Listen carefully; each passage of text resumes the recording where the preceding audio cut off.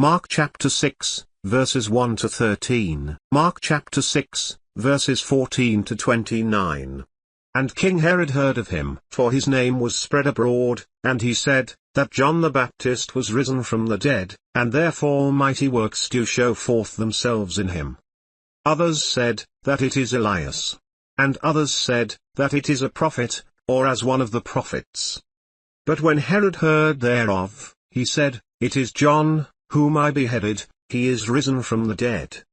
For Herod himself had sent forth and laid hold on John, and bound him in prison for Herodias' sake, his brother Philip's wife, for he had married her. For John had said to Herod, it is not lawful for you to have your brother's wife.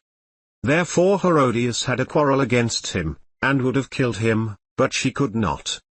For Herod feared John, knowing that he was a just man and an holy, and observed him, and when he heard him, he did many things, and heard him gladly. And when a convenient day was come, that Herod on his birthday made a supper to his lords, high captains, and chief estates of Galilee. And when the daughter of the said Herodias came in, and danced, and pleased Herod and them that sat with him, the king said to the damsel, ask of me whatsoever you will, and I will give it you. And he swore to her, whatsoever you shall ask of me, I will give it you, to the half of my kingdom. And she went forth, and said to her mother, what shall I ask? And she said, the head of John the Baptist.